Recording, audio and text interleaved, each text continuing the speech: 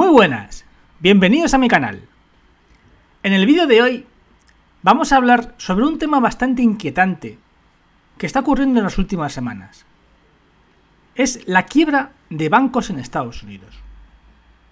Como todos podréis saber, no hay día que nos levantemos con alguna noticia sobre un banco norteamericano que o está mal o está casi quebrado.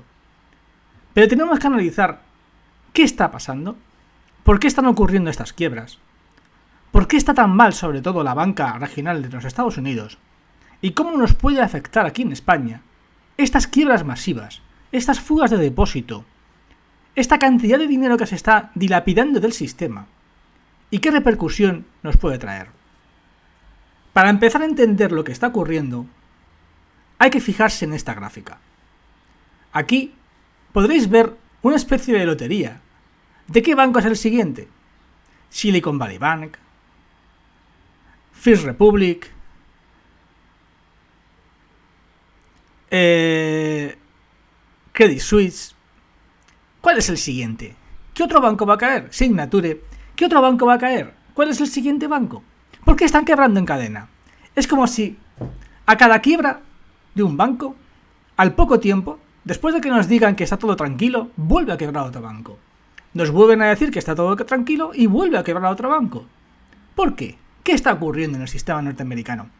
¿Qué está pasando? ¿Qué es esta enorme crisis bancaria que realmente no nos están contando bien?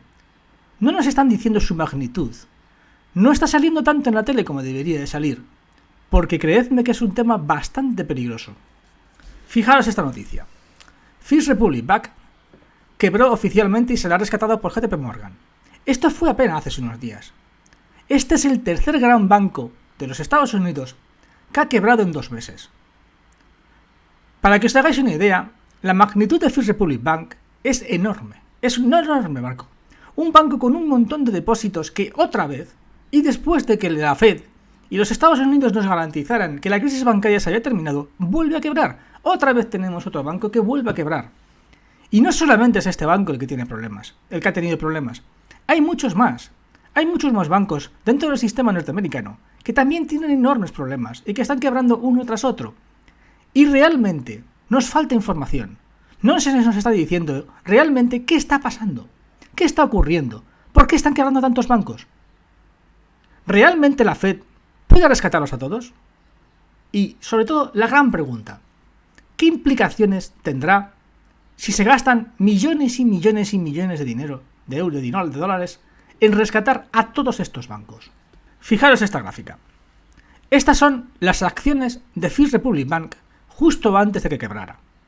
Como podéis ver, la caída del banco fue espectacular. Pasó de 200 a 3 en apenas unas semanas. En solo unas semanas, la valoración del banco cayó a plomo. Tal es la situación que la Fed, el gobierno de los Estados Unidos, está abriendo investigaciones porque piensan que han sido las apuestas a corto en la bolsa de los Estados Unidos la que están provocando estas quiebras. Se piensa que los accionistas, jugando a corto, están provocando que el valor de los bancos caiga a plomo y que aunque el banco no está tan mal como se pinta, acaben quebrando. Pero fijaos esta gráfica, esta noticia. PacWest es el siguiente en quebrar. Otro banco más. Otro banco en un sistema que nos han garantizado que funciona. Otro banco, después de una crisis que decían estaba controlada, vuelve a tener problemas.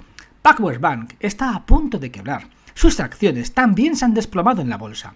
Y al igual que le pasaba a First Republic Bank, también la gran apuesta, el gran chivo expiatorio del sistema, son los cortos. El gobierno de los Estados Unidos vuelve a decir que PacWest Bank ha quebrado por las acciones a corto en la bolsa de los Estados Unidos. Aquí tenéis la caída de PacWest Bank. Ha caído un 87,45% desde máximos. Esto es una auténtica barbaridad. Sus acciones, que llegaron a valer 51, ahora apenas valen 6. El banco aún no ha quebrado, pero su situación económica es realmente mala. Pero, ¿es el problema los cortos? ¿Es el problema la mala praxis en el sistema de bolsa de los Estados Unidos lo que está haciendo que todos estos bancos quiebren? ¿O hay algo más detrás? Fijaros esta gráfica. Se calcula que hay 186 bancos en los Estados Unidos en peligro de quiebra. Los que más están en peligro los podéis ver en esta gráfica. PacWest Bank, Western Alliance, First Horizon, Home Street, todos por encima del 20% de pérdidas en la bolsa. ¿Pero por qué están todos estos bancos tan mal? ¿Cuál es la razón verdadera? La razón no es la que dice la Fed. No es solamente que yo no niego que haya especulación en bolsa y que se estén cebando los cortos contra estos bancos, no lo niego, pero sí que la razón fundamental es la fuga de depósitos. La salida masiva de depósitos de todos estos bancos regionales es lo que en el fondo está provocando que cada vez el sistema norteamericano bancario esté más tensionado, que cada vez se esté perdiendo muchísimo más dinero en los bancos regionales y que cada vez no hagan más que caer en bolsa y acabar quebrando. Fijaros esta noticia. Los Estados Unidos sufren la mayor salida de depósitos en una década. Más de 474.000 millones de euros se han esfumado del sistema bancario norteamericano. Pero, ¿por qué esta salida de dinero? ¿Cuáles son las razones que están motivando que los clientes de los bancos estén retirando su dinero de los bancos y se estén yendo a otros sitios? Y sobre todo, ¿a qué sitios se está yendo ese dinero? En esta gráfica podéis ver la magnitud de la caída. Si lo comparáis en un nivel histórico, estamos ante la mayor caída prácticamente en 50 años. Hacía 50 años, te tienes que ir a 50 años atrás para que veas una fuga de depósitos bancarios de mayor magnitud que la actual. Algunos me diréis que esto ha sido únicamente provocado por la quiebra de Silicon Valley Bank. Pero no solo es por eso. Lo que hay detrás de todas estas quiebras, lo que hay detrás de esta fuga de depósitos, no es otra cosa que la subida de tipos de interés. Fijaros esta gráfica. Abajo es la caída de los depósitos bancarios de los Estados Unidos. Arriba son los fondos monetarios. Como veis, hay una similitud exacta entre el dinero que se ha ido de los bancos y el dinero que ha llegado a los fondos monetarios. ¿Por qué? ¿Por qué se van el dinero de los bancos y acaba en el fondo monetario? ¿Cuál es la razón? Los tipos de interés. Los bancos dan muy poco tipo de interés, si lo comparamos con los tipos de interés que te da la renta fija o que te dan los fondos monetarios. Para que os hagáis una idea, la mayoría de estos bancos regionales suelen dar un tipo de interés alrededor del 3%, mientras que los fondos monetarios o la renta fija alcanza más del 5%. Lógicamente los clientes retiran su dinero de los bancos regionales y los meten en estos fondos monetarios que le dan muchísimo más dinero y más interés que estos bancos. Además, se produce otra razón. Estos bancos solo garantizan el depósito hasta los $250.000. Por encima de esa cantidad, en caso de quiebra, tu dinero no está garantizado. Esto, el miedo a que los bancos regionales quiebren, también es otro de los factores que está haciendo que sus clientes decidan huir de estos bancos y retirar todo su dinero hacia los fondos monetarios o la renta fija. Pero hay algo más detrás. ¿Qué ocurre aquí? Vale, la gente quiere más dinero, quiere más rentabilidad y se lleva su dinero a otro sitio. Pero, ¿por qué quiebra el banco? ¿Acaso el banco no tiene suficientemente músculo, suficientemente capacidad económica como para resistir y no tener que quebrar? La razón es esta gráfica. Esta es la gráfica que ya puse en el vídeo sobre Silicon Valley Bank. Como podéis ver, en el caso de Silicon Valley Bank, la mitad de sus activos eran bonos del tesoro.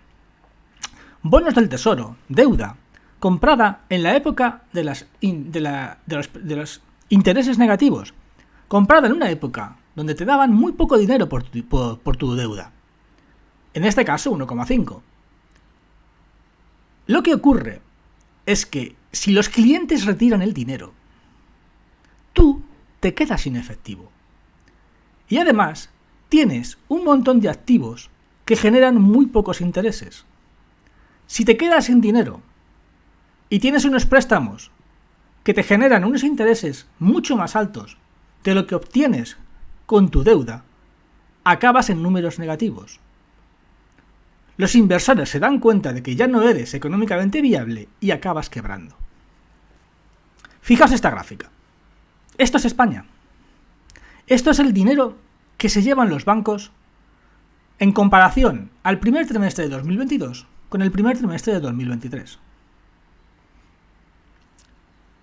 El margen de dinero con los intereses de la banca española, si os dais cuenta, en algunos casos ha llegado a duplicar casi. ¿Por qué? Porque ahora mismo los tipos de interés que se pagan por las hipotecas les genera muchísimo más dinero que lo que ellos pagan a los depositantes. Es decir, para que os hagáis un ejemplo y lo entendáis. Imaginad una pareja que tiene una hipoteca a 30 años y que antes pagaba 1.000 al mes y ahora con la subida de tipos del Euribor paga 2.000 al mes. Esos 1.000, ese doble que paga esa pareja, es el dinero de más que veis en esta gráfica. Porque si comparáis con lo que el banco te paga a ti por tener tu dinero en su depósito, entenderéis que si a ti te pagan un 1% o un 1,5%, pero a las hipotecas les cobran un 3,8% o incluso un 4%, toda esa diferencia, todo ese margen de diferencia, es ganancia para el banco. ¿Qué quiere decir lo que os estoy contando? Quiere decir que a más préstamos, a más hipoteca, más dinero gana el banco con estos tipos de interés actuales. Quiere decir que si el banco tiene problemas o tiene una disminución de las hipotecas, el banco ganará mucho menos dinero. Fijaros esta gráfica. Esto es el dinero perdido en la quiebra de los tres bancos que han quebrado estos últimos 2 meses, comparado con el dinero que se perdió en las quiebras de la crisis de 2008, de todas las quiebras desde 2008. La cantidad de dinero que se ha perdido ya es mayor que si sumáramos todas las quiebras anteriores en la crisis de 2008 hasta ahora. Es decir, lo vais a ver mejor aquí. Ahora mismo, la cantidad de dinero que se ha perdido por estos 3 bancos equivale a 548.500 millones de dólares. Pero en el pico de la crisis de 2008, la quiebra bancaria fue tan solo de 373.589 millones de dólares. Es decir, actualmente, con solo 3 bancos, ya se ha perdido muchísimo más dinero de lo que se perdió en la crisis de 2008. Y acordaros toda la repercusión que tuvo la crisis de 2008. Pero entonces me diréis, si se ha perdido tanto dinero, si la quiebra ha sido tan gorda, ¿por qué no hay el pánico que se produjo en 2008? La razón es que en este caso, la Fed no hace más que inyectar dinero. La Fed está cubriendo todas las pérdidas. Pero el problema de cubrir todas esas pérdidas es que está inyectando muchísima cantidad de liquidez al sistema. Y toda esa cantidad de liquidez, al final, saldrá en forma de inflación. Es decir, es una especie de sistema que se muerde la cola. Es una dinámica de sistemas en la cual, a más tipos de interés, más quiebra de bancos, a más quiebra de bancos, más dinero tiene que meter la Fed en el sistema. A más dinero mete la Fed en el sistema, más sube la inflación subyacente. A más sube la inflación, tienes que volver a subir tipos. Es por esto que el gobierno de los Estados Unidos quiere parar, la Fed quiere parar esto, quiere dejar de rescatar bancos, porque si sigue rescatando bancos, jamás va a poder controlar la inflación. Esta gráfica podéis ver las quiebras históricas de los bancos en los Estados Unidos. Faltaría el de First Republic, pero los últimos 3 bancos ya encabezan la posición de las mayores quiebras en toda la historia de los Estados Unidos. Powell dijo hace unos pocos días que no va a parar de subir tipos. ¿Por qué dijo esto Powell? Lo dijo por lo que os he contado antes. Saben muy bien que están inyectando muchísimo dinero. Saben muy bien que si haces eso, la inflación va a seguir subiendo o no va a bajar. Y si no baja la inflación, tú no puedes pausar. El sistema actual da por hecho que los Estados Unidos van a pausar, pero yo tengo mis dudas. Yo pienso que todo el dinero que están metiendo para mantener a salvo el sistema bancario va a acabar provocando que la inflación sea muchísimo más resistente de lo que se piensa. Y va a provocar que esa añorada pausa, que se supone va a llegar dentro de poquito, va a tardar más de lo que se piensa. Fijaos esta gráfica. Esto es todo el sistema de bancos regionales de Estados Unidos, actualmente su capitalización. Como podéis ver, no hace más que bajar. Y sobre todo, la gran bajada ha sido a partir de la quiebra de Silicon Valley Bank. Esto cada vez va más hacia abajo. Cada vez la cantidad de depósitos que están en estos bancos se va evaporando. Cada vez su valor en bolsa es menor. Pero, ¿y qué pasa con España? Todo lo que he contado está muy bien, pero es un problema americano. Solo es americano. Esto no ocurre aquí. Aquí estamos a salvo. Fijaros esta gráfica. Aquí tenéis cómo es la situación en los bancos españoles. Tenéis Bankinter, tenéis Unicaja, tenéis Sabadell. Bien. En cada columna lo que estáis viendo es la caída o el número de préstamos hipotecarios que tiene ese banco, la cantidad de depósitos y su deuda. Y los recursos de su balance, perdonad. Si nos vamos a Bankinter, podremos ver que los préstamos, las hipotecas, han caído un 1,5 y que sus depósitos han caído un 1,2. Por lo que el balance total es de unas pérdidas de 3,8. Es de una ganancia de 3,8, perdonad. Muchos me diréis que todavía son niveles muy bajos. No son los niveles de caída de los bancos americanos. Pero hay una cosa que tenéis que entender. Los bancos, como he dicho antes, ganan dinero, sobre todo, con las hipotecas. Si empiezan a perder mucho dinero con las hipotecas, perderán dinero. Y si pierden el efectivo y poseen mucha deuda de cuando los intereses negativos, ese banco empezará a tener muchos problemas y puede que acabase quebrando. Esta es una de las razones por la que el gobierno, probablemente el gobierno de Sánchez, haya decidido avalar a los menores de 35 años con el 20%. En mi opinión, una de las razones es esta gráfica. Es el peligro que se ve. La posibilidad de que los bancos empiecen a tener problemas en las hipotecas y empiezan a cada vez obtener menos beneficio de los intereses de sus préstamos y más problemas con los depósitos. En esta gráfica lo podéis ver mejor. En gris tenéis la caída en las hipotecas en España. Como podéis ver, la concesión de hipotecas en España está llegando a casi la situación de la pandemia, del encierro. Hacía mucho tiempo que la concesión de hipotecas no caía tanto. Y esto es un gran problema para la banca. Como he dicho antes, viven sobre todo de los intereses que se paga por los préstamos.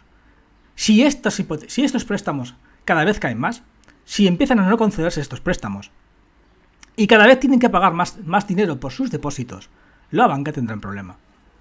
Uno de los bancos, que si queréis nos podemos detallar un poquitín más, uno de los bancos que más cayó en las hipotecas fue, por ejemplo, Unicaja. Unicaja cayó un 2,5 en sus hipotecas y en sus depósitos un 2,7. Bien, si vamos a las acciones de Unicaja, podréis ver que desde máximos Unicaja ha perdido casi un 30% de su valor. Y estamos hablando de que apenas ha caído un 2,5 en sus hipotecas. Imaginad si ese 2,5 fuese de un 10%. ¿Qué pasaría con las acciones de Unicaja? Por eso digo que hay que tener todavía mucho cuidado con la banca española. Es verdad que todavía no estamos a los niveles de Estados Unidos. Pero, como habéis visto en la gráfica anterior, los depósitos se están empezando a ir y las hipotecas cada vez están bajando más. ¿Qué está pasando? La situación de la banca regional en Estados Unidos es muy grave. Sus depósitos han caído muchísimo. Y esto está provocando que las acciones de estos bancos no paren de caer. La Fed intenta desesperadamente mantener el sistema, pero cada vez necesita más dinero, inyectar más dinero al sistema. Al inyectar más dinero, provocas más resistencia en la inflación. Y si la inflación es muy resistente, no puedes pausar la subida de tipos de interés. Como veis, es un problema bastante grande. Y en el caso de España, estamos viendo cómo esos elevados tipos de interés están provocando que se dejen de conceder hipotecas necesarias por los bancos para poder mantener sus márgenes de beneficio. A menor hipoteca, menores márgenes. A menores márgenes, sus clientes empiezan a abandonar sus depósitos y los empiezan a llevar a sitios que den más intereses. Eso, que ahora mismo solamente es un pequeño problema, si la tendencia continúa, si los tipos de interés siguen subiendo, puede acabar siendo un gran problema. Bueno, ahora si queréis pasamos a las preguntas. Cada mes vivimos en agonía porque no se sabe lo que va a pasar. Bueno, esto lo tienes que ver como si estuvieses en un bote. Estás en un bote y sale un agujero. Cuando se produce un agujero y entra agua, la Fed o el Banco Central acude corriendo a taparlo. Pero cada vez el agujero se producen más agujeros y cada vez el tapador de agujeros está más cansado. Realmente es lo que está ocurriendo. La subida de tipos está generando un montón de problemas que se está cebando en el sistema bancario. En la zona euro, el Deutsche Bank no es un banco regional. A ver, cuando se dice banco regional, sobre todo en Estados Unidos, hablo de Estados Unidos, en el vídeo he hablado de Estados Unidos, suelo referirme a... suelen ser bancos pequeños. No son, por ejemplo, un Citi, no es un JP Morgan, no son los grandes bancos. El Deutsche Bank es uno de los bancos más importantes de Alemania. No podríamos catalogarlo como banco regional, ya que es un banco que opera en toda la Unión Europea y hay bastante valor. Para mí no es equiparable. ¿Que está en una mala situación económica? Lo está. Lleva mucho tiempo estando mal. ¿Que puede ser uno de los que quiebre en caso de que esta situación empeorase? Podría ser. Podría ser el siguiente Credit Suisse. Pero bueno, por ahora la cosa está tranquila. Lo que es raro es que duren tanto los bancos. A ver, los bancos duran lo que tú lo mantengas. Lo que tú lo mantengas. O sea, PacWest debería de haber quebrado. Pero rápidamente han inyectado dinero y parece que la cosa se tranquiliza. Ocurre así en todos los bancos. En cada vez que tienen algún problema de liquidez, sí, claro, si no le ayudas, el banco quiebra. Pero si sí le ayudas, si le das liquidez, el banco se salva. ¿Hasta dónde? Hasta el siguiente problema. Hasta el siguiente problema que otra vez vuelve a caer sus acciones hasta que ya la situación es tan incontrolable que al final acaba quebrando. La situación favorece la compra de deuda pública americana española. De hecho, la demanda de letras del Tesoro ha aumentado. Lo he dicho en el vídeo. Lo que está ocurriendo es que la deuda está generando más intereses que los propios bancos. Eso hace que muchos inversores retiren su dinero, muchos clientes retiren su dinero de los bancos y lo metan en deuda. Pero ojo, la deuda que está sobre todo subiendo en Estados Unidos es la deuda a corto plazo. A largo plazo no tanto. A largo plazo todavía se tiene un poco de miedo. De hecho, por eso es la inversión de curva. Porque se apuesta más por el bono a 3 meses que, por ejemplo, por el bono a 10 años. Los futuros anuncian el cese de la subida de tipos. Esta es una muy buena pregunta. Y efectivamente, los futuros lo que anuncian es que vamos a entrar en recesión. Históricamente, cada vez que se entra en recesión, los bancos centrales lo primero que hacen es bajar los tipos. Pero hay un problema. Porque para poder ver esto, te tienes que ir muy atrás. Porque hasta los años 70-80 no teníamos una situación de recesión con inflación. Esta es la gran diferencia de esta crisis. Y probablemente muchos analistas se equivoquen porque no ven ese contexto histórico. O sea, no se entiende bien que para que tú puedas bajar los tipos de forma muy agresiva, tienes que estar con una inflación controlada. Ocurrió en 2008. Cuando en 2008 se bajaron los tipos de forma agresiva, la inflación apenas era de un 3%. Entonces se pudo bajar rápidamente. Pero ahora, con esta inflación tan fuerte, es mucho más difícil que tú puedas coger y realizar una bajada como se hizo en 2008, desde el 5% al 1%. Yo eso lo veo mucho más difícil. De hecho, si te fijas en la negociación con los sindicatos que se ha hecho, se ha hablado de 4% de subida, 3% y 3%.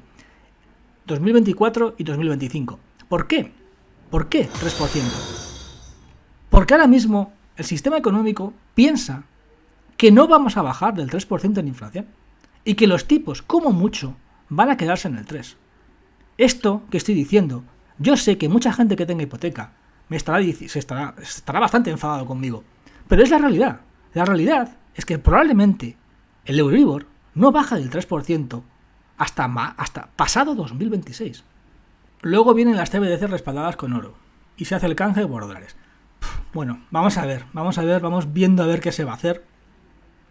Es verdad que hay planes de poner CBDCs tanto del dólar como del euro. Vamos a ver si con ese CBDC, ¿qué es lo que se intenta hacer? ¿Qué es lo que se quiere hacer? ¿Y a qué están esperando? Porque si la CBDC la van a poner después de una crisis de deuda y va a ser en plan controlar los recursos, o si realmente va a ser un complemento. No tengo ni idea de lo que va a ocurrir. Vamos a ver cuál es el plan y qué es lo que nos va a ocurrir. Cuando llegue el momento, veremos qué pasa. Pero sí que es verdad lo que dices, de que hay planes de introducir una CBDC tanto en dólar como en euro, y que probablemente esa CBDC podría ser después de una crisis de deuda. Por eso pensamos que esto acabará tarde o temprano con unos helicópteros y con una hiperinflación. Yo espero que no. De verdad os lo digo. O sea, yo pienso que no iremos a hiperinflación. La hiperinflación es la muerte del sistema económico. O sea, solo tienes que ver Argentina o Venezuela. O sea, si te metes en una hiperinflación, estás muerto. O sea, yo pienso que aquí no se permitirá una hiperinflación. Yo sé que hay mucha gente que quiere que hagamos un poco como Turquía. Que abandonemos la subida de tipos de interés y dejemos que esto acabe al 100% de inflación. Pero en Europa y en Estados Unidos yo creo que no lo van a permitir. Yo creo que van a seguir subiendo tipos o manteniendo los tipos altos y van a evitar por toda la costa que esto acabe en hiperinflación. ¿Dónde poner el dinero para que la inflación no nos coma mucho? Esta pregunta me la hacéis muchísimo en el canal y la respuesta que os digo es la de siempre. O sea, no hay un solo sitio. ¿Quieres proteger tu dinero? Tienes que diversificar. Siempre que tengas dinero, claro. O sea, si no tienes apenas... Si tienes muy poco, ni te molestes. Pero si tienes dinero, si quieres resguardarte mucho el dinero, pues hay un montón de sitios. Ya lo he explicado en muchos de mis vídeos. Ahora mismo, ¿qué es lo que más rentabilidad te da? Pues lo he dicho siempre, el Bitcoin y el oro. Ya sé que lo que estoy diciendo tendré 500.000 millones de comentarios negativos, pero es la realidad. Solamente son datos. No estoy diciendo nada ni estoy haciendo publicidad de Bitcoin. Son datos. Ahora mismo lo que más rentabilidad ha dado es el Bitcoin y el oro. ¿A partir de cuánto dinero es bueno invertir? Esa pregunta es difícil, ¿eh? No sé una cifra exacta. No lo sé. No te puedo dar una cifra exacta. De a partir de cuándo el que tiene bastante dinero en el banco y quiere salvaguardarlo, pues él podrá. Hay muchas formas de invertir. Incluso la vivienda también podría ser una forma de protegerte. Claro que sí. Hay muchas formas de diversificar. Solo te estoy diciendo que ahora mismo las mayoritarias es el oro y el Bitcoin. Y lo podéis ver en cualquier gráfica. Si Estados Unidos y la Unión Europea acaban en hiperinflación, se acabaron como potencias económicas. Hombre, si te vas a la hiperinflación, tu moneda se devalúa. Ese es el asunto. Hace poco ha salido un informe diciendo que tendrían que pasar 25 años para que las reservas en dólares de Estados Unidos que tienen que ser un 12%. Imagínate si hubiera hiperinflación. Si hubiera hiperinflación y la moneda de Estados Unidos bajara a una velocidad brutal, ten por seguro que todos los países que tienen reservas de dólares se acabarían deshaciendo de ellos. Así que la hiperinflación es lo último que quiere Estados Unidos o la Unión Europea, porque sus monedas acabarían quebrando, acabarían muy devaluadas. ¿Qué pasa si no aumentan el techo de deuda de Estados Unidos? Hombre, yo y casi todos pensamos que esto es una pelea entre partidos políticos y que acabarán subiéndolo porque no les queda más remedio. Porque si no aumentan el techo de deuda, como hayáis visto, y se producen unas quiebras masivas de bancos, ¿de dónde va a sacar el dinero la Fed para poder rescatar tanto banco? Es por eso. Ese es el problema de que no eleves la deuda. Si no elevas la deuda, el Tesoro tendría muy difícil obtener liquidez para rescatar o situaciones de emergencia bancarias. Por eso pienso que sí o sí van a ponerse de acuerdo y van a elevar el techo de deuda. Si siguen subiendo tipos, van a quebrar millones. Si los bajas, tienes una devaluación o una hiperinflación. Tendremos que ir a un término medio. Unos tipos parecidos a los años 70 o años 80, unos tipos de un 5 o 6% durante un tiempo y con una inflación que no esté muy alta, con una inflación de como mucho 3-4%. Vamos a estar en un sistema así. Iremos con olas. Es posible que acabemos parecido a los años 70. Subida de tipos, bajada de la inflación, vuelta otra vez a bajada de tipos, vuelta otra vez a subida de la inflación. Vamos a ver, es probable que nos metamos en ese escenario, sí. que durante un tiempo están en tipos altos, luego bajen y rápidamente vuelva a subir la inflación y tengas que volver a subirlos. Veremos a ver qué ocurre. Y recuerda, el que busca la verdad corre el riesgo de encontrarla.